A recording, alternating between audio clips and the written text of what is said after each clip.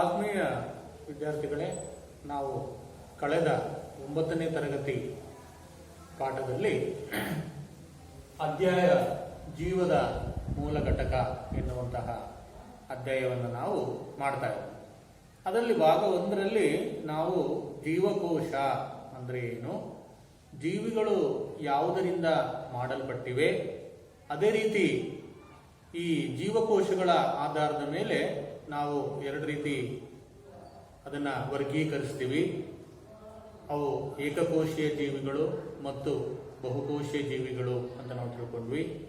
ಅದೇ ರೀತಿ ಏಕಕೋಶೀಯ ಜೀವಿಗಳು ಅಂದರೆ ಏನು, ಅವುಗಳಿಗೆ ಉದಾಹರಣೆ. ಅದೇ ರೀತಿ ಬಹುಕೋಶೀಯ ಜೀವಿಗಳು ಅಂದರೆ ಏನು, ಅವುಗಳಿಗೆ ಉದಾಹರಣೆ. ಆಮೇಲೆ ಏಕಕೋಶ ಜೀವಿಗಳು ಮತ್ತು ಬಹುಕೋಶ ಜೀವಿಗಳಿಗಿರುವಂಥ ವ್ಯತ್ಯಾಸವೇನು ಅಂತ ನಾವು ತಿಳ್ಕೊಂಡ್ವಿ.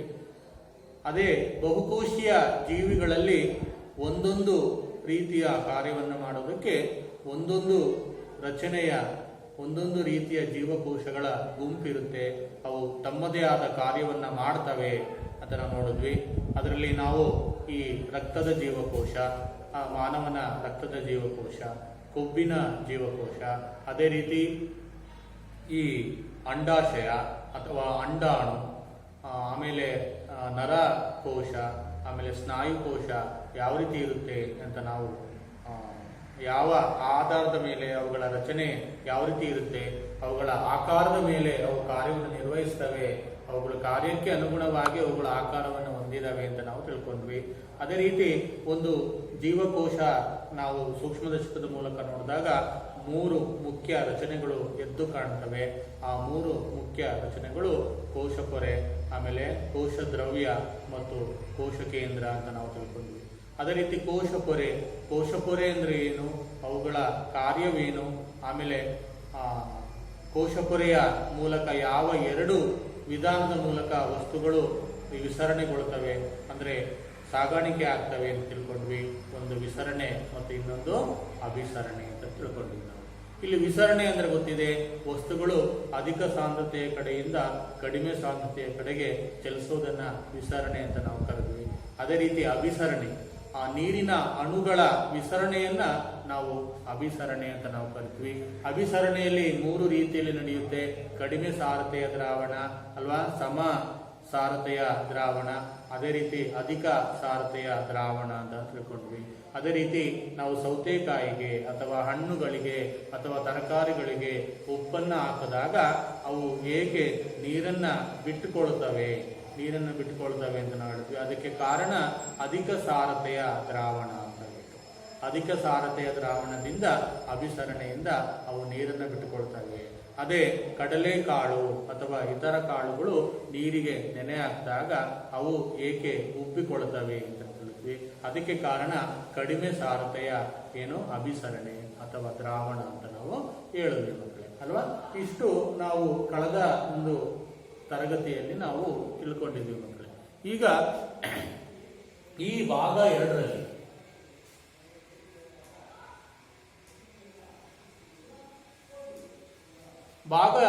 2ರಲ್ಲಿ ನಾವು ತಿಳ್ಕೊಳ್ಬೇಕಾಗಿರುವಂಥದ್ದು ಏನಪ್ಪಾ ಅಂದ್ರೆ ಕೋಶ ಭಿತ್ತಿ, ಅವುಗಳ ಕಾರ್ಯ,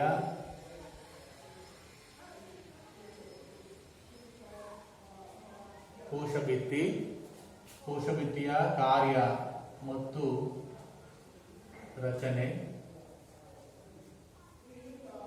ಕೋಶ ಭಿತ್ತಿಯ ಕಾರ್ಯ ಮತ್ತು ರಚನೆಯ ಬಗ್ಗೆ ನಾವು ತಿಳ್ಕೋಬೇಕು. ಅದೇ ರೀತಿ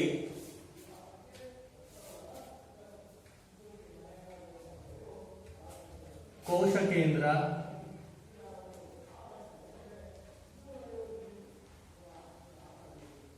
ಅದು ಕೂಡ ರಚನೆ ಮತ್ತು ಕಾರ್ಯದ ಬಗ್ಗೆ ತಿಳ್ಕೋಬೇಕು.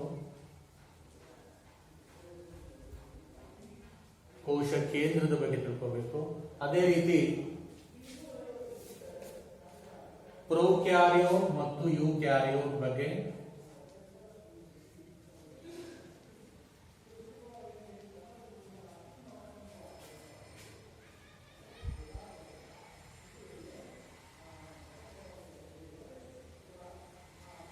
ಪ್ರೊಕ್ಯಾರಿಯೋ ಮತ್ತು ಯೂಕ್ಯಾರಿಯೋಟ್ಗಳಂದ್ರೆ ಏನು, ಅವುಗಳಿಗಿರುವಂತಹ ವ್ಯತ್ಯಾಸಗಳೇನು,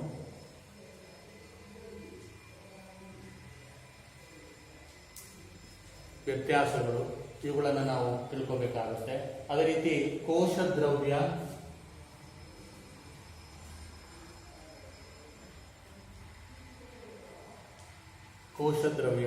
ಕೋಶದ್ರವ್ಯದಲ್ಲಿ ಕಣದಂಗಗಳು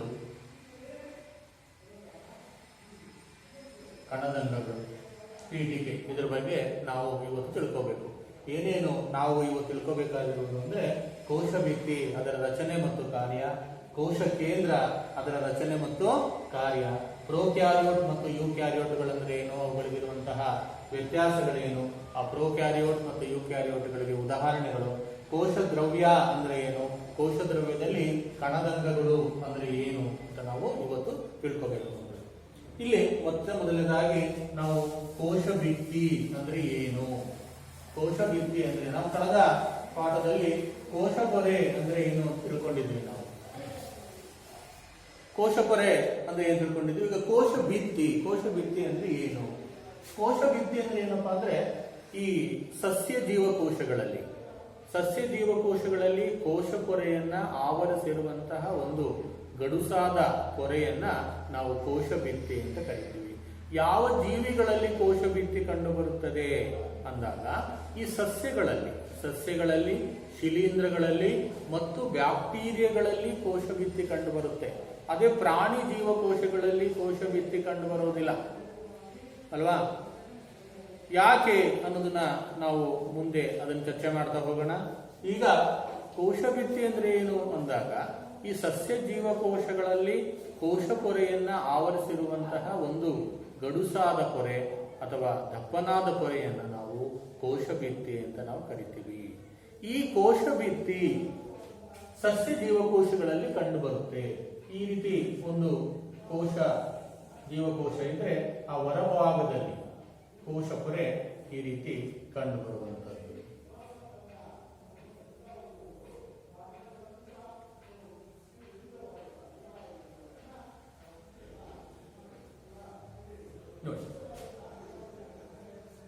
ಇದನ್ನ ನಾವು ಕೋಶ ಭಿತ್ತಿ ಅಂತ ನಾವು ಕರಿತೀವಿ.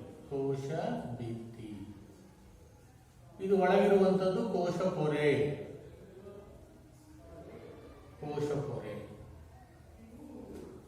ಇಲ್ಲಿ ಇರುವಂತದ್ದು ಒಂದು ಕೋಶ ಕೇಂದ್ರ ಇರುತ್ತೆ, ಅದನ್ನ ಮುಂದೆ ನೋಡೋಣ. ಕೋಶ ಭಿತ್ತಿ ಈ ರೀತಿ ಸಸ್ಯ ಜೀವಕೋಶಗಳಲ್ಲಿ ಕೋಶ ಪೊರೆಯನ್ನ ಆವರಿಸಿರುವಂತಹ ಒಂದು ಗಡುಸಾದ ಪೊರೆಯನ್ನ ನಾವು ಏನಂತ ಕರಿತೀವಿ? ಕೋಶ ಭಿತ್ತಿ. ಹಾಗಾದ್ರೆ ಈ ಕೋಶ ಭಿತ್ತಿ ಗಡುಸಾಗಿರಲು ಕಾರಣವೇನು? ಅದರ ರಚನೆ ಏನಪ್ಪಾ ಅಂದ್ರೆ ಅದು ಒಂದು ಕಾರ್ಬೋಹೈಡ್ರೇಟ್ ನಿಂದ ಮಾಡಲ್ಪಟ್ಟಿರುತ್ತೆ ಮಕ್ಕಳೇ. ಕಾರ್ಬೋಹೈಡ್ರೇಟ್ ಯಾವ್ದಪ್ಪ ಅಂದ್ರೆ ಸೆಲ್ಯುಲೋಸ್.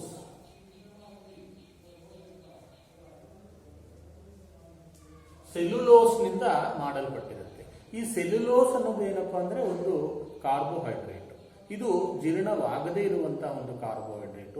ಈ ಒಂದು ಕಾರ್ಬೋಹೈಡ್ರೇಟ್ ನಿಂದ ಮಾಡಲ್ಪಟ್ಟಿರುವಂತಹ ಸೆಲ್ಯುಲೋಸ್ ನಿಂದ ಮಾಡಲ್ಪಟ್ಟಿರುವಂತದ್ದು ಯಾವುದು? ಈ ಕೋಶ ಭಿತ್ತಿ. ಈ ಕೋಶ ಭಿತ್ತಿ ಅಂದ್ರೆ ಏನು, ಅದರ ರಚನೆಯ ಬಗ್ಗೆ ನಾವು ತಿಳ್ಕೊಂಡ್ವಿ. ಹಾಗಾದ್ರೆ ಈ ಕೋಶ ಭಿತ್ತಿಯ ಕಾರ್ಯವೇನು ಅಂತ ನಾವೀಗ ನೋಡೋಣ. ಈ ಕೋಶ ಭಿತ್ತಿ ಏನ್ ಮಾಡುತ್ತಪ್ಪ ಅಂದ್ರೆ ಈ ಸಸ್ಯ ಜೀವಕೋಶವನ್ನ ರಕ್ಷಿಸುತ್ತೆ. ಯಾಕಪ್ಪ ಸಸ್ಯ ಜೀವಕೋಶಗಳಲ್ಲಿ ಕೋಶ ಭಿತ್ತಿ ಕಂಡು ಬರುತ್ತೆ ಅಂದಾಗ ಪ್ರಾಣಿ ಜೀವಕೋಶಗಳಲ್ಲಿ ಯಾಕೆ ಕಂಡು ಬರುವುದಿಲ್ಲ? ಈ ಸಸ್ಯ ಜೀವಕೋಶಗಳಲ್ಲಿ ಯಾಕೆ ಕಂಡು ಬರುತ್ತೆ ಅಂದಾಗ ಗೊತ್ತೇ ಇದೆ, ಸಸ್ಯ ಜೀವಕೋಶಗಳು ತುಂಬಾ ಏನಾಗಿರ್ತವೆ? ಮೃದುವಾಗಿರ್ತವೆ ಅಲ್ವಾ? ಬಹಳ ಈ ಸಾಫ್ಟ್ ಅಂತ ನಾವು ಕರಿತೀವಿ, ಸಾಫ್ಟ್ ಆಗಿರ್ತವೆ ಸಸ್ಯ ಜೀವಕೋಶಗಳು. ಅಥವಾ ಬ್ಯಾಕ್ಟೀರಿಯಾ ತಗೊಂಡ್ರೆ ಅವು ಏಕಕೋಶೀಯ ಜೀವಿಗಳು. ಶಿಲೀಂಧ್ರ ತಗೊಂಡ್ರೆ ಶಿಲೀಂಧ್ರದಲ್ಲಿರುವ ಈಸ್ಟ್ ಅನ್ನೋದು ಒಂದು ಏಕಕೋಶೀಯ ಜೀವಿಗಳು. ಇವೆಲ್ಲ ತುಂಬಾ ಡೆಲಿಕೇಟ್ ಮತ್ತು ಮೃದುವಾಗಿರೋದ್ರಿಂದ ಆ ಜೀವಕೋಶಗಳನ್ನು ರಕ್ಷಿಸಲು ಈ ಕೋಶ ಭಿತ್ತಿ ಏನಾಗಬೇಕಾಗಿರುತ್ತೆ? ಮಾರ್ಪಾಟು ಆಗಿರಬೇಕಾಗಿರುತ್ತೆ. ಆ ಒಳಗಿನ ಭಾಗಗಳನ್ನ ರಕ್ಷಿಸಲು. ಅಂದ್ರೆ ಇದು ಒಳಗಿನ ಭಾಗಗಳನ್ನ ರಕ್ಷಿಸುತ್ತೆ ಕೋಶ ಪೊರೆ, ಮತ್ತು ಅದರ ಒಳಗೆ ಏನಿರುತ್ತೆ ಆ ಎಲ್ಲಾ ಜೀವಕೋಶಗಳನ್ನ ಇದು ರಕ್ಷಿಸುತ್ತೆ. ನೋಡಿ ಹೇಗೆ ರಕ್ಷಿಸುತ್ತೆ ಅಂತ ನಾವು ಒಂದು ಪ್ರಶ್ನೆ ಬರುತ್ತೆ. ಇಲ್ಲಿ ಈ ಕೋಶ ಭಿತ್ತಿ ಮೂಲಕ ಈಗ ಕೋಶಪರೆಯ ಕೆಲಸ ಏನು? ವಸ್ತುಗಳ ಸಾಗಾಣಿಕೆ ಮಾಡೋದು. ಅದೇ ಕೋಶಭಿತ್ತಿಯ ಕೆಲಸ ಏನು ಅಂದಾಗ ಅದು ಕೂಡ ಅಭಿಸರಣೆ ಮೂಲಕ ಏನ್ ಮಾಡುತ್ತೆ? ನೀರಿನ ಸಾಗಾಣಿಕೆ ಅಥವಾ ಇತರ ವಸ್ತುಗಳ ಸಾಗಾಣಿಕೆಯನ್ನ ಮಾಡುವಂಥದ್ದು. ಈಗ ಏನಾದ್ರೂ ಕೋಶಭಿತ್ತಿ ಹಾಳಾಗೋದ್ರೆ ಏನಾಗುತ್ತೆ ಅಂದಾಗ ಈ ಕೋಶ ದ್ರವ್ಯವೆಲ್ಲ ಏನಾಗುತ್ತೆ? ಒಣಗೋಗುತ್ತೆ, ಜೀವಕೋಶ ಸತ್ತೋಗುತ್ತೆ ಅಲ್ವಾ? ಇದು ಹೇಗೆ ಅದು ನಿಯಂತ್ರಣ ಮಾಡುತ್ತೆ ಅಂತ ನಾವು ನೋಡಿದಾಗ, ಕೋಶಭಿತ್ತಿ ಹೇಗೆ ನಿಯಂತ್ರಣ ಮಾಡುತ್ತೆ ಅಂದ್ರೆ, ಕೋಶಭಿತ್ತಿ ಜೀವಂತವಾಗಿದ್ದಾಗ ಮಾತ್ರ ಈ ಅಭಿಸರಣೆ ಕ್ರಿಯೆ ನಡೆಯುತ್ತೆ. ಕೋಶಭಿತ್ತಿ ಜೀವಂತವಾಗಿದ್ದಾಗ ಮಾತ್ರ ಅಭಿಸರಣೆ ಕ್ರಿಯೆ ನಡೆಯುವಂಥದ್ದು. ಕೋಶಭಿತ್ತಿ ಜೀವಂತವಾಗಿಲ್ಲದಿದ್ದರೆ ಅಭಿಸರಣೆ ಕ್ರಿಯೆ ನಡೆಯೋದಿಲ್ಲ ಅಂತ ನಾವು ಹೇಳ್ಬೋದು. ಈಗ ನೋಡಿ ಏನಾಗುತ್ತೆ, ಇದು ಹೇಗೆ ಅವು ರಕ್ಷಿಸಿಕೊಳ್ತವೆ ಅಂದಾಗ, ಇಲ್ಲಿ ಕೋಶಭಿತ್ತಿ ಒತ್ತಡವನ್ನ ಹಾಕುತ್ತೆ. ಏನಕ್ಕೆ ಒತ್ತಡ ಆಗ್ತವೆ ಅಂದಾಗ, ಇಲ್ಲಿ ಒಳಗೆ ನೀರಿನ ಅಣುಗಳು ಹೋದಾಗ ಅವು ಉಬ್ಬಿಕೊಳ್ತವೆ. ಈ ಉಬ್ಬಿಕೊಂಡಾಗ ಕೋಶಭಿತ್ತಿ ಒತ್ತಡ ಆಗುತ್ತೆ. ಈ ಒಂದು ಒತ್ತಡ ಏನಾಗುತ್ತೆ? ಸಮನಾಗುತ್ತೆ. ಎಲ್ಲಿ? ಸಸ್ಯಗಳು, ಶಿಲೀಂಧ್ರಗಳು ಮತ್ತು ಬ್ಯಾಕ್ಟೀರಿಯಾಗಳು. ಈ ರೀತಿ ಎರಡೂ ಕಡೆ ಸಮನಾದ ಒತ್ತಡ ಉಂಟಾದಾಗ ಏನಾಗುತ್ತೆ? ಈ ಜೀವಕೋಶ ಸಂರಕ್ಷಿಸಲ್ಪಡುತ್ತೆ. ಸಸ್ಯಗಳಲ್ಲಿ, ಶಿಲೀಂಧ್ರಗಳಲ್ಲಿ ಮತ್ತು ಬ್ಯಾಕ್ಟೀರಿಯಾಗಳಲ್ಲಿ. ಈ ರೀತಿ ನಾವು ಕೋಶಭಿತ್ತಿ ಅಂದ್ರೆ ಏನು, ಅದರ ರಚನೆ ಮತ್ತು ಕಾರ್ಯವನ್ನು ತಿಳ್ಕೊಂಡ್ವಿ ಅಲ್ವಾ? ಕೋಶಭಿತ್ತಿ ಅಂದ್ರೆ ಏನು? ಸಸ್ಯ ಜೀವಕೋಶವನ್ನು ಆವರಿಸಿರುವಂತಹ ಗಡುಸಾದ ಪೊರೆ. ಅದು ಯಾವುದರಿಂದ ಮಾಡಲ್ಪಟ್ಟಿದೆ? ಸೆಲ್ಯುಲೋಸ್ನಿಂದ ಮಾಡಲ್ಪಟ್ಟಿದೆ ಅಲ್ವಾ? ಅದೇ ರೀತಿ ಏನು ಕಾರ್ಯವನ್ನು ಮಾಡುತ್ತಪ್ಪ ಅಂದ್ರೆ, ಸಸ್ಯ ಜೀವಕೋಶದ ಒಳಗಿನ ಭಾಗಗಳನ್ನ, ಸಸ್ಯ ಜೀವಕೋಶಗಳನ್ನ ರಕ್ಷಿಸುತ್ತೆ ಅಂತ ನಾವು ತಿಳ್ಕೊಂಡ್ವಿ. ಹಾಗಾದ್ರೆ ಈ ಕೋಶಭಿತ್ತಿ ಕಂಡುಬರುವ ಜೀವಿಗಳು ಯಾವುದು? ಒಂದು ಸಸ್ಯಗಳು, ಶಿಲೀಂಧ್ರಗಳು ಮತ್ತೆ ಬ್ಯಾಕ್ಟೀರಿಯಾಗಳಲ್ಲಿ ಈ ಕೋಶಭಿತ್ತಿ ಕಂಡು ಬರುತ್ತೆ ಮಕ್ಕಳೇ ಅಲ್ವಾ? ಈಗ ನಾವು ಮುಂದಿನ ಒಂದು ಇದಕ್ಕೆ ಹೋಗೋಣ. ಕೋಶ ಕೇಂದ್ರ.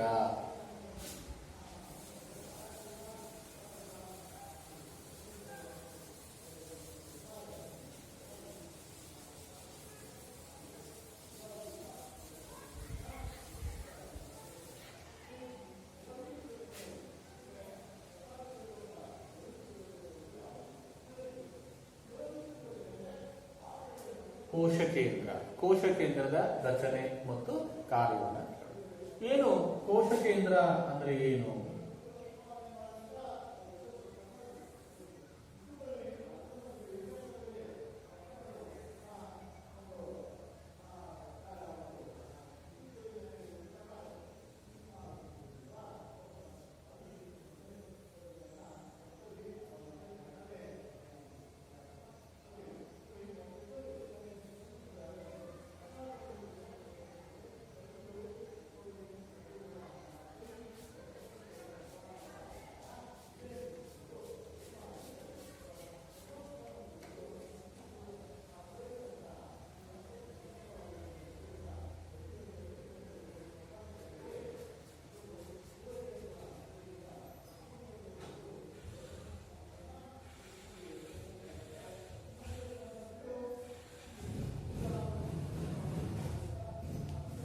ಏನು ಇದು ಕೋಶ ಕೇಂದ್ರ? ಇದನ್ನ ನ್ಯೂಕ್ಲಿಯರ್ ಪೊರೆ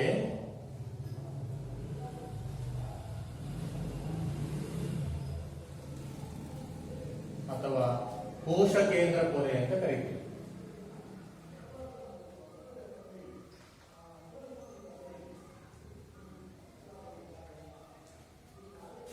ಇದನ್ನ ವರ್ಣಗ್ರಾಹಕ ಜಾಲ,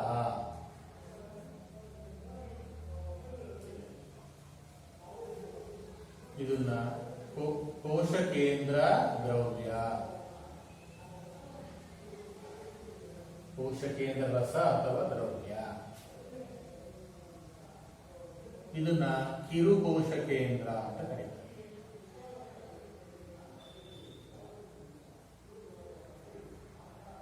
ಕಿರುಕೋಶ ಕೇಂದ್ರ ಅಂತ ಕರೀತಾರೆ. ನೋಡಿ ಕೋಶ ಕೇಂದ್ರ, ನೋಡಿ ಹೆಸರೇ ಹೇಳುವಂತೆ ಜೀವಕೋಶದಲ್ಲಿ ಕೋಶ ಕೇಂದ್ರ ಒಂದು ಪ್ರಮುಖವಾದ ಭಾಗ ಅಲ್ವಾ? ಮಧ್ಯಭಾಗದಲ್ಲಿ ಇರುವಂಥದ್ದು. ಇದನ್ನ ಕೋಶ ಕೇಂದ್ರ ಅಂತ ಕೋಶ ಕೇಂದ್ರ ಸಸ್ಯ ಜೀವಕೋಶಗಳಲ್ಲೂ ಕಂಡು ಬರುತ್ತೆ ಮತ್ತು ಪ್ರಾಣಿ ಜೀವಕೋಶಗಳಲ್ಲೂ ಕಂಡು ಬರುತ್ತೆ. ಯಾಕಪ್ಪ ಕೋಶ ಕೇಂದ್ರ ಕಂಡು ಬರಲೇಬೇಕು ಅಂದ್ರೆ ಕೋಶ ಕೇಂದ್ರದ ಪ್ರಮುಖ ಕಾರ್ಯ ಏನಪ್ಪಾ ಅಂದ್ರೆ ಸಂತಾನೋತ್ಪತ್ತಿ ಅಲ್ವಾ. ಸಂತಾನೋತ್ಪತ್ತಿ, ಯಾವುದೇ ಒಂದು ಜೀವಿ ಅದರ ಸಂತತಿ ಮುಂದುವರಿಬೇಕು ಅಂದ್ರೆ ಜೀವಕೋಶಗಳಲ್ಲಿ ಕೋಶ ಕೇಂದ್ರ ಇರಲೇಬೇಕು. ಕೋಶ ಕೇಂದ್ರ ಅಂದ್ರೆ ಏನಪ್ಪಾ ಅಂದ್ರೆ ಇದು ಜೀವಕೋಶದ ಕೇಂದ್ರ ಭಾಗದಲ್ಲಿದ್ದು ಒಂದು ಪ್ರಮುಖವಾದ ರಚನೆ. ಕೋಶ ಕೇಂದ್ರವು ಜೀವಕೋಶದ ನಿಯಂತ್ರಣ ಕೊಠಡಿ ಅಂತ ಕರಿತೀವಿ.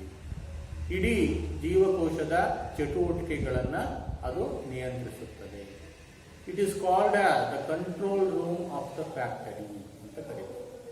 ಆ ಕೋಶ ಕೇಂದ್ರವೇ ಆ ಜೀವಕೋಶದ ಎಲ್ಲಾ ಚಟುವಟಿಕೆಗಳನ್ನ ನಿಯಂತ್ರಣ ಮಾಡುವಂಥದ್ದು. ರಿಮೋಟ್ ಅದ್ರ ಕೈಯಲ್ಲೇ ಇರುತ್ತೆ ರಿಮೋಟ್. ಈ ರೀತಿ ನಿಯಂತ್ರಣ ಮಾಡುವಂಥದ್ದು ಯಾವುದು? ಕೋಶ ಕೇಂದ್ರ. ಈ ಕೋಶ ಕೇಂದ್ರ ರಚನೆಗೆ ಬಂದಾಗ ಈ ಕೋಶ ಕೇಂದ್ರವು 2 ಪದರಗಳಿಂದ ಆವೃತವಾದಂತಹ ಪೊರೆಯನ್ನು ಹೊಂದಿರುತ್ತೆ. ಇದನ್ನ ನ್ಯೂಕ್ಲಿಯರ್ ಪೊರೆ ಅಥವಾ ಕೋಶ ಕೇಂದ್ರ ಪೊರೆ ಅಂತ ಕರಿತೀವಿ. ಅಂದ್ರೆ ಅದು ಡಬಲ್ ಲೇಯರ್, 2 ಪದರಗಳನ್ನು ಹೊಂದಿರುತ್ತೆ. ಅದನ್ನ ನ್ಯೂಕ್ಲಿಯರ್ ಪೊರೆ ಅಥವಾ ಕೋಶ ಕೇಂದ್ರ ಪೊರೆ ಅಂತ ಹೇಳ್ಬಿಟ್ಟು ಕರಿತೀವಿ. ಇದರ ಸಣ್ಣ ಸಣ್ಣ ಪೋರ್ಸ್ ಅಥವಾ ರಂಧ್ರಗಳಿರ್ತವೆ. ಅದನ್ನ ನಾವು ನ್ಯೂಕ್ಲಿಯರ್ ರಂಧ್ರಗಳು ಅಂತ ನಾವು ಕರಿತೀವಿ. ನ್ಯೂಕ್ಲಿಯರ್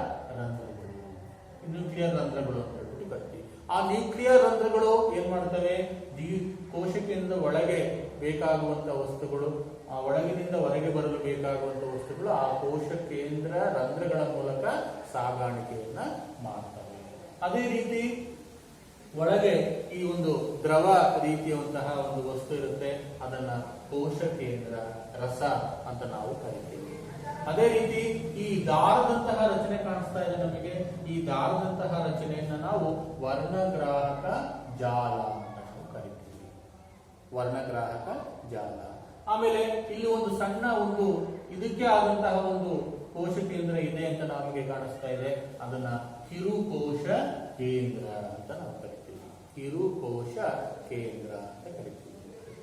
ನೋಡಿ, ಈ ರೀತಿ ಏನು ಕಾರ್ಯ ಏನು ಅಂತ ನಾವು ನೋಡ್ತಾ ಹೋದಾಗ ಈ ಕೋಶ ಕೇಂದ್ರದ ಒಳಗೆ ವರ್ಣಗ್ರಾಹಕ ಜಾಲ ಇದೆ.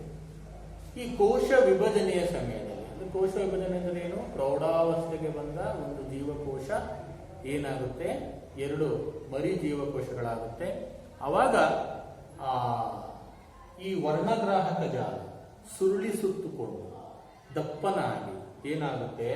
ವರ್ಣತಂತುಗಳಾಗ್ತವೆ.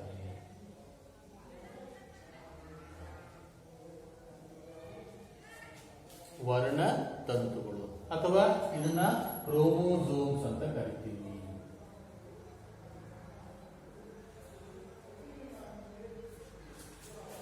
ಕ್ರೋಮೋಸೋಮ್ಸ್ ಅಂತ ಕರಿತೀವಿ. ಯಾವ ಸಂದರ್ಭದಲ್ಲಿ? ಜೀವಕೋಶವು ಕೋಶ ವಿಭಜನೆಯ ಸಮಯದಲ್ಲಿ ಒಂದು ಜೀವಕೋಶ ಪ್ರೌಢಾವಸ್ಥೆಗೆ ಬಂದಾಗ 2 ಮರಿ ಜೀವಕೋಶಗಳಾಗುವಾಗ ವರ್ಣಗ್ರಾಹಕ ಜಾಲವು ವರ್ಣತಂತುಗಳಾಗ್ತವೆ. ಈ ವರ್ಣತಂತುಗಳಲ್ಲಿ ವರ್ಣತಂತು ಒಂದೊಂದು ಇರುತ್ತಪ್ಪ.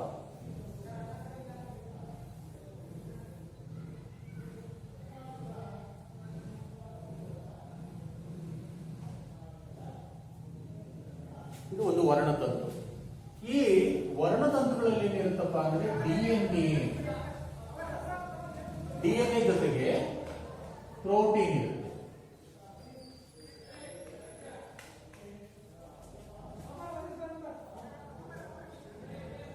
ಡಿಎನ್ಎ ಜೊತೆಗೆ ಏನಿರುತ್ತೆ? ಪ್ರೋಟೀನ್.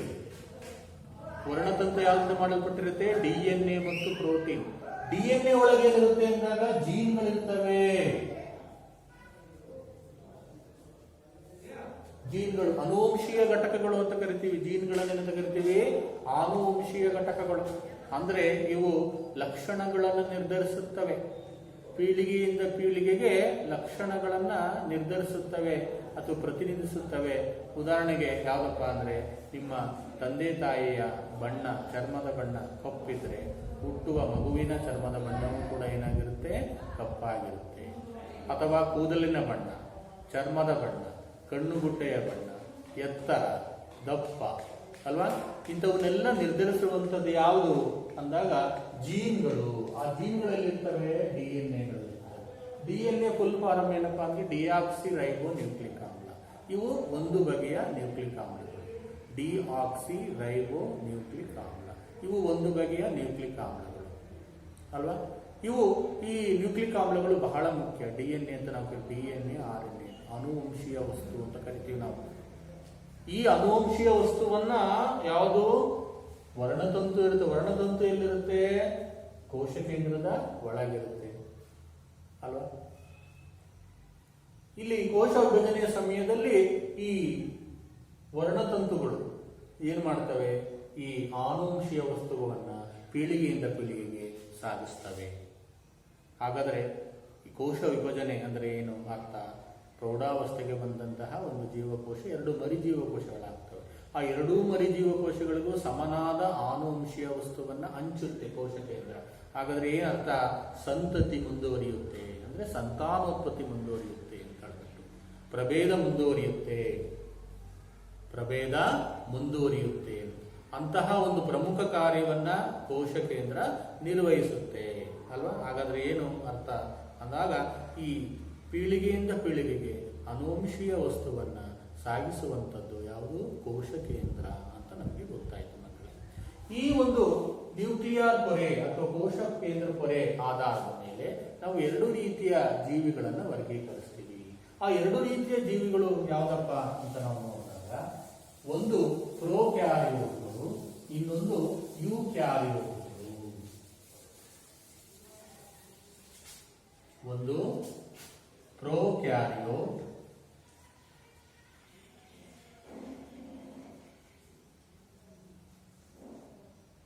ಎರಡನೇದು ಯೂಕ್ಯಾರಿಯೋಟ್.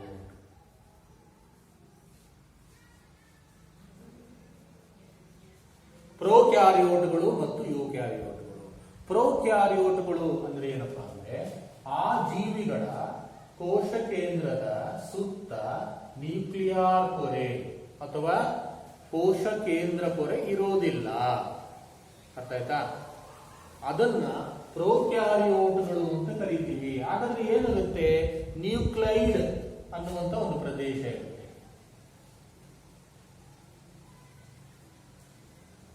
ನ್ಯೂಕ್ಲಿಯಾಯ್ಡ್ ಎನ್ನುವಂತ ಒಂದು ಕೋಶ ಕೇಂದ್ರ ಇರುವಂತ ಒಂದು ಪ್ರದೇಶ ಇರುತ್ತೆ ನೋಡಿ. ಅದನ್ನ ನೆನ್ಪು ಮಾಡ್ಕೊಳ್ಳಿ. ಈ ಕೋಶ ಕೇಂದ್ರ ಪೊರೆ ಇಲ್ಲ ಅಂದ್ರೆ ಏನು, ಯಾವ ರೀತಿ ಇರ್ಬೋದು ಅದು ಅಲ್ವಾ? ಹೌದಲ್ಲ? ಒಂದು ಬ್ಯಾಕ್ಟೀರಿಯಾವನ್ನು ಬರೆದ್ರೆ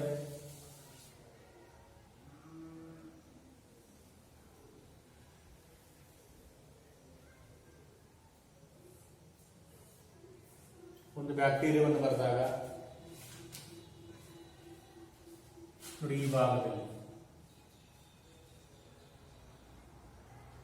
ನೋಡಿ, ಇದನ್ನು ನಾವು ನ್ಯೂಕ್ಲಿಯಾಯ್ಡ್ ಪ್ರದೇಶ ಅಂತ ಕರಿತೀವಿ.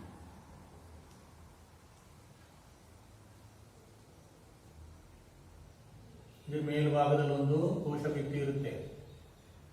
ಮೊದಲೇ ಹೇಳಿದ ಹಾಗೆ ಬ್ಯಾಕ್ಟೀರಿಯಾಗಳು ಕೂಡ ಕೋಶ ಭಿತ್ತಿಯನ್ನು ಹೊಂದಿರ್ತವೆ. ಕೋಶ ಭಿತ್ತಿ,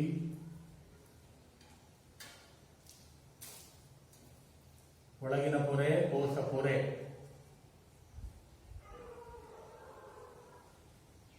ಇದು ಕೋಶ ರಸ ಅಥವಾ ಕೋಶ ದ್ರವ್ಯ,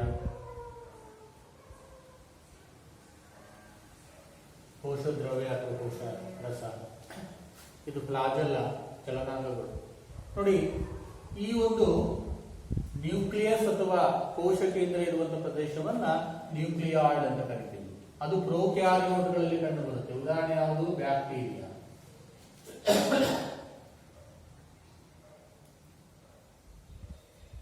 ಬ್ಯಾಕ್ಟೀರಿಯಾಗಳಲ್ಲಿ ಈ ನ್ಯೂಕ್ಲಿಯಾಯ್ಡ್ ಪ್ರದೇಶ ಕಂಡು ಬರುತ್ತೆ. ಅದನ್ನ ಪ್ರೋಕ್ಯಾರಿಯೋಟ್ಗಳು ಅಂತ ಕರಿತೀವಿ. ಆ ಒಂದು ನ್ಯೂಕ್ಲಿಯರ್ ಪೊರೆ ಇರೋದಿಲ್ಲ. ಹಾಗಾದ್ರೆ ನ್ಯೂಕ್ಲಿಯರ್ ಪೊರೆ ಇರುವಂತಹ ಜೀವಿಗಳಲ್ಲಿ ಏನಂತ ಕರಿತೀವಿ? ಯೂಕ್ಯಾರಿಯೋಟ್ಗಳು ಅಂತ ಕರಿತೀವಿ ಅಲ್ವಾ? ನಾವು ಮೊದಲೇ ಬರೆದ್ವಿ ಅಲ್ವಾ? ಈ ರೀತಿ ಕೋಶ ಕೇಂದ್ರ ಬರೆದುವಾಗ ಡಬಲ್ ಲೇಯರ್, ಈ ಡಬಲ್ ಲೇಯರ್ ಇರೋದನ್ನ ನಾವೇನಂತ ಕರಿತೀವಿ? ಯೂಕ್ಯಾರಿಯೋಟ್ಗಳು ಅಂತ ಕರಿತೀವಿ. ಉದಾಹರಣೆ ಯಾವುದು? ಸಸ್ಯಗಳು, ಪ್ರಾಣಿಗಳು, ಮನುಷ್ಯ ಎಲ್ಲ ಬರುತ್ತೆ, ಎಲ್ಲ ಯೂಕ್ಯಾರಿಯೋಟ್. ನಾವು ಕೂಡ ಯೂಕ್ಯಾರಿಯೋಟ್, ಮನುಷ್ಯನು ಕೂಡ ಯೂಕ್ಯಾರಿಯೋಟ್ ಅಲ್ವಾ? ಪ್ರಶ್ನೆ ನಿಮಗೆ ಏನಂತ ಕೇಳುವುದು, ಮನುಷ್ಯ ಒಂದು ಯೂಕ್ಯಾರಿಯೋಟ್ ಏಕೆ ಅಂತ ನಾವು ಕೇಳಿದಾಗ, ಮನುಷ್ಯನ ಜೀವಕೋಶಗಳ ಕೋಶ ಕೇಂದ್ರದ ಸುತ್ತ ಏನಿರುತ್ತೆ, ಕೋಶ ಕೇಂದ್ರ ಪೊರೆ ಇರುತ್ತೆ. ಹಾಗಾಗಿ ಮನುಷ್ಯ ಒಬ್ಬ ಯೂಕ್ಯಾರಿಯೋಟ್ ಜೀವಿ. ಬ್ಯಾಕ್ಟೀರಿಯಾ ಪ್ರೋಕ್ಯಾರಿಯೋಟ್ ಏಕೆ ಅಂತ ಕೇಳಿದಾಗ, ಬ್ಯಾಕ್ಟೀರಿಯಾಗಳ ಜೀವಕೋಶಗಳಲ್ಲಿ ಕೋಶ ಕೇಂದ್ರದ ಸುತ್ತ ನ್ಯೂಕ್ಲಿಯರ್ ಪೊರೆ ಅಥವಾ ಕೋಶ ಕೇಂದ್ರ ಪೊರೆ ಇರೋದಿಲ್ಲ. ಹಾಗಾಗಿ ಅದನ್ನೇನಂತ ಕರಿತೀವಿ, ಬ್ಯಾಕ್ಟೀರಿಯಾವನ್ನ ಪ್ರೋಕ್ಯಾರಿಯೋಟ್ ಅಂತ ಹೇಳ್ಬಿಟ್ಟು ನಾವು ಕರಿತೀವಿ ಅಲ್ವಾ? ಈಗ ಪ್ರೋಕ್ಯಾರಿಯೋಟ್ಗಳು ಅಂದ್ರೆ ಏನು, ಯೂಕ್ಯಾರಿಯೋಟ್ಗಳು ಅಂದ್ರೆ ಏನು ಗೊತ್ತಾಯ್ತು ನಿಮಗೆ? ಈಗ ವ್ಯತ್ಯಾಸ ನೋಡೋದಾದ್ರೆ ಏನೇನು ವ್ಯತ್ಯಾಸಗಳು ಕಂಡು ಬರ್ತವೆ ಪ್ರೋಕ್ಯಾರಿಯೋಟ್ ಮತ್ತು ಯೂಕ್ಯಾರಿಯೋಟ್ಗಳಲ್ಲಿ?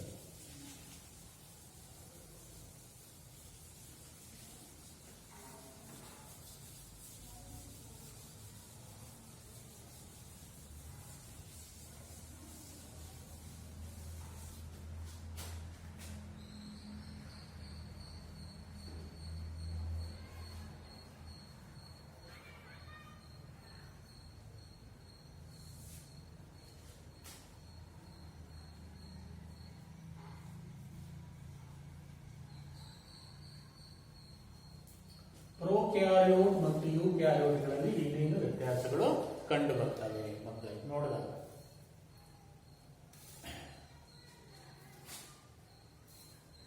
ಒಂದೇ ಪ್ರೋಕ್ಯಾರಿಯೋಟ್ ಜೀವಕೋಶಗಳು ಸಾಮಾನ್ಯವಾಗಿ ಸಣ್ಣದು, ಗಾತ್ರ ಸಾಮಾನ್ಯವಾಗಿ ಸಣ್ಣದು,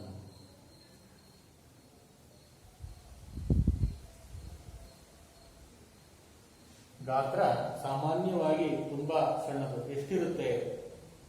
-1 ರಿಂದ 10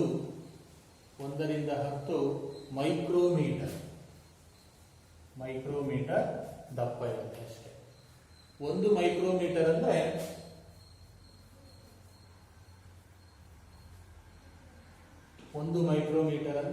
10 × -6 ಮೀಟರ್, ಸಣ್ಣದು. ಅದೇ ಯೂಕ್ಯಾರಿಯೋಟ್ ಜೀವಕೋಶ ಸಾಮಾನ್ಯವಾಗಿ ದೊಡ್ಡದಿರುತ್ತೆ. ಎಷ್ಟಿರುತ್ತೆ? 5 ಮೈಕ್ರೋಮೀಟರ್ ಇಂದ 10 ಮೈಕ್ರೋಮೀಟರ್ ವರೆಗೆ ಇರುತ್ತೆ. ದೊಡ್ಡದು, ಸಾಮಾನ್ಯವಾಗಿ ಜೀವಕೋಶ ದೊಡ್ಡದಾಗಿದೆ. ನ್ಯೂಕ್ಲಿಯರ್ ಪ್ರದೇಶ,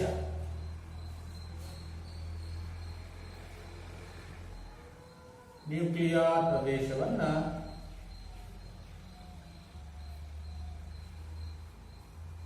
ನ್ಯೂಕ್ಲಿಯಾಯ್ಡ್ ಅಂತ ಕರೀತಾರೆ. ನ್ಯೂಕ್ಲಿಯಾಯ್ಡ್ ಪ್ರದೇಶ ಅಂತ ಕರೀತಾರೆ.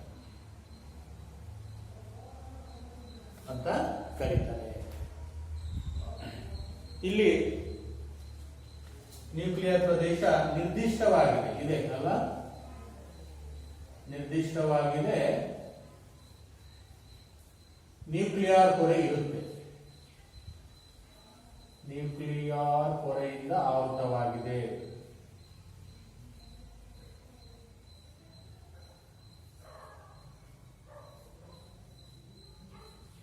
ನ್ಯೂಕ್ಲಿಯರ್ ಪೊರೆಯಿಂದ ಆವೃತವಾಗಿದೆ.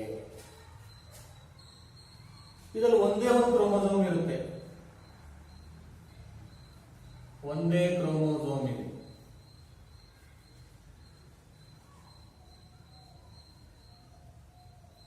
ಇದರಲ್ಲಿ ಹಲವಾರು ಕ್ರೋಮೋಸೋಮ್ಗಳಿವೆ, ಹಲವಾರು ಕ್ರೋಮೋಸೋಮ್ಗಳಿವೆ.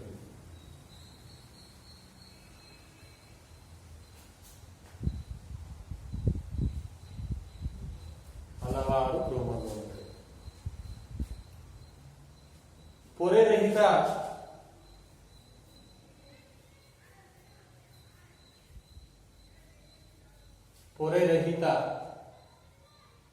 ಪೊರೆ ಸಹಿತ ಕಣದಂಗಗಳು ಕಂಡುಬರೋದಿಲ್ಲ.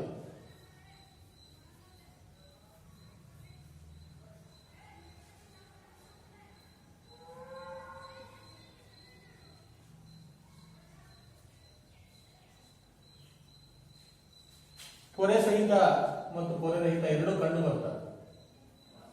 ಇಲ್ಲಿ ಕಂಡು ಬರುತ್ತವೆ.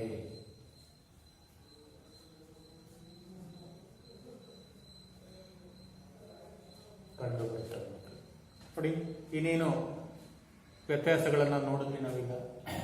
ಪ್ರೊಕ್ಯಾರಿಯೋಟ್ಗಳಲ್ಲಿ ಅವುಗಳ ಜೀವಕೋಶಗಳ ಗಾತ್ರ ಸಾಮಾನ್ಯವಾಗಿ ಸಣ್ಣದು, ಅಂದ್ರೆ 1 ರಿಂದ 10 ಮೈಕ್ರೋಮೀಟರ್. 1 ಮೈಕ್ರೋಮೀಟರ್ ಅಂದ್ರೆ 10⁻⁻6 ಮೀಟರ್ ಇರುತ್ತೆ. ಇವುಗಳ ಜೀವಕೋಶಗಳ ಗಾತ್ರ ದೊಡ್ಡದು, 5 ಮೈಕ್ರೋಮೀಟರ್ ಇಂದ 10 ಮೈಕ್ರೋಮೀಟರ್ ವರೆಗೆ ಇರುತ್ತೆ. ಇದು ನ್ಯೂಕ್ಲಿಯರ್ ಪ್ರದೇಶವನ್ನ ಇಲ್ಲಿ ನ್ಯೂಕ್ಲಿಯಾಯ್ಡ್ ಅಂತ ನಾವು ಕರಿತೀವಿ. ಯಾಕಂದ್ರೆ ನ್ಯೂಕ್ಲಿಯರ್ ಮೆಂಬ್ರೇನ್ ಅಥವಾ ನ್ಯೂಕ್ಲಿಯರ್ ಪೊರೆ ಇರೋದಿಲ್ಲ. ಇದಕ್ಕೆ ನಿರ್ದಿಷ್ಟವಾದ ನ್ಯೂಕ್ಲಿಯರ್ ಪ್ರದೇಶ ಇರುತ್ತೆ. ನ್ಯೂಕ್ಲಿಯರ್ ಪೊರೆಯಿಂದ ಆವೃತವಾಗಿರುತ್ತೆ. ಇದರಲ್ಲಿ ಒಂದೇ ಒಂದು ಕ್ರೋಮೋಸೋಮ್ ಇರುತ್ತೆ. ಕ್ರೋಮೋಸೋಮ್ ಅಂದ್ರೆ ಏನು? DNA ಮತ್ತು ಪ್ರೋಟೀನ್ ಅನ್ನು ಹೊಂದಿರುವಂತದ್ದು, DNA ಜೀನ್ಗಳನ್ನು ಹೊಂದಿರುವಂತದ್ದು. ಇದರಲ್ಲಿ ಹಲವಾರು ಕ್ರೋಮೋಸೋಮ್ಗಳಿರ್ತವೆ. ಉದಾಹರಣೆ ಮನುಷ್ಯನಲ್ಲಿ 23 ಜೊತೆ ಕ್ರೋಮೋಸೋಮ್ಗಳು ಕಂಡು ಬರ್ತವೆ. ಇವು ಪೊರೆ ಸಹಿತ ಕಣದಂಗಗಳು ಕಂಡು ಬರುವುದಿಲ್ಲ. ಇವುಗಳಲ್ಲಿ ಪೊರೆ ರಹಿತ ಮತ್ತು ಪೊರೆ ಸಹಿತ ಕಣದಂಗಗಳು ಎರಡೂ ಕೂಡ ಕಂಡು ಬರ್ತವೆ. ಇದು ಪ್ರೊಕ್ಯಾರಿಯೋಟ್ ಮತ್ತು ಯೂಕ್ಯಾರಿಯೋಟ್ಗಳಿಗಿರುವಂತಹ ವ್ಯತ್ಯಾಸಗಳು ಅಲ್ವಾ. ಈಗ ನಾವು ಪ್ರೊಕ್ಯಾರಿಯೋಟ್ ಅಂದ್ರೆ ಏನು, ಯೂಕ್ಯಾರಿಯೋಟ್ ಅಂದ್ರೆ ನಮ್ಮ ಜಗತ್ತಿನಲ್ಲಿ, ನಮ್ಮ ಭೂಮಿಯಲ್ಲಿ ಎರಡೂ ರೀತಿಯ ಜೀವಿಗಳು, ಪ್ರೊಕ್ಯಾರಿಯೋಟ್ಗಳು ಇವೆ, ಯೂಕ್ಯಾರಿಯೋಟ್ಗಳು ಇವೆ. ಪ್ರೊಕ್ಯಾರಿಯೋಟ್ಗಳಂದ್ರೆ ನಮಗೆ ತಟ್ಟನೆ ಬರಬೇಕು ಬ್ಯಾಕ್ಟೀರಿಯಾಗಳು. ಬ್ಯಾಕ್ಟೀರಿಯಾಗಳು ಪ್ರೊಕ್ಯಾರಿಯೋಟ್ಗಳು. ಯೂಕ್ಯಾರಿಯೋಟ್ಗಳು ಅಂದ್ರೆ ಬರಬೇಕು ತಟ್ಟನೆ ಅಂದ್ರೇನು? ಸಸ್ಯ ಪ್ರಾಣಿಗಳು, ನಾವು ಇವೆಲ್ಲ ಯೂಕ್ಯಾರಿಯೋಟ್ ಜೀವಕೋಶಗಳನ್ನ ಹೊಂದಿದ್ದೀವಿ ಅಂತ ಹೇಳಬೇಕು ಅಲ್ವಾ ಮಕ್ಕಳೇ. ಇಲ್ಲಿವರೆಗೆ ನಾವು ಏನೇನನ್ನ ತಿಳ್ಕೊಂಡ್ವಿ ಅಂತ ನಾವು ನೋಡಿದಾಗ ಕೋಶಭಿತ್ತಿ ಅಂದ್ರೆ ಏನು, ಕೋಶಭಿತ್ತಿಯ ರಚನೆ ಮತ್ತು ಕಾರ್ಯವನ್ನು ತಿಳ್ಕೊಂಡ್ವಿ. ಆಮೇಲೆ ಕೋಶ ಕೇಂದ್ರ, ಅದರ ರಚನೆ ಮತ್ತು ಕಾರ್ಯವನ್ನ ನಾವು ತಿಳ್ಕೊಂಡ್ವಿ. ಅದೇ ರೀತಿ ಪ್ರೊಕ್ಯಾರಿಯೋಟ್ಗಳು ಅಂದ್ರೆ ಏನು, ಯೂಕ್ಯಾರಿಯೋಟ್ಗಳು ಅಂದ್ರೆ ಏನು, ಅವುಗಳಿಗಿರುವಂತಹ ವ್ಯತ್ಯಾಸಗಳನ್ನ ನಾವು ತಿಳ್ಕೊಂಡ್ವಿ. ಅದೇ ರೀತಿ ವರ್ಣತಂತು ಅಥವಾ ಕ್ರೋಮೋಸೋಮ್ ಅಂದ್ರೆ ಏನು ಅಂತ ತಿಳ್ಕೊಂಡ್ವಿ. ವರ್ಣತಂತುವಿನಲ್ಲಿ DNA ಇರುತ್ತೆ, ಆಮೇಲೆ ಪ್ರೋಟೀನ್ ಇರುತ್ತೆ ಅಂತ ತಿಳ್ಕೊಂಡ್ವಿ. ಆಮೇಲೆ ಅದೇ ರೀತಿ DNA ಒಳಗೆ ಜೀನ್ಗಳಿರ್ತವೆ, ಆನುವಂಶೀಯ ಘಟಕಗಳು ಅಂತ ನಾವು ಕರಿತೀವಿ. ಇವು ಆನುವಂಶೀಯತೆಯ ಲಕ್ಷಣಗಳನ್ನ ಪೀಳಿಗೆಯಿಂದ ಪೀಳಿಗೆಗೆ ವರ್ಗಾಯಿಸ್ತವೆ ಅಂತ ತಿಳ್ಕೊಂಡ್ವಿ ಮಕ್ಕಳೇ. ಇಲ್ಲಿವರೆಗೆ ನಾವು ಇಷ್ಟು ತಿಳ್ಕೊಂಡ್ವಿ. ಉಳಿದ ಒಂದು ವಿಚಾರಗಳನ್ನ ನಾವು ಮುಂದಿನ ತರಗತಿಯಲ್ಲಿ ತಿಳ್ಕೊಳ್ಳೋಣ.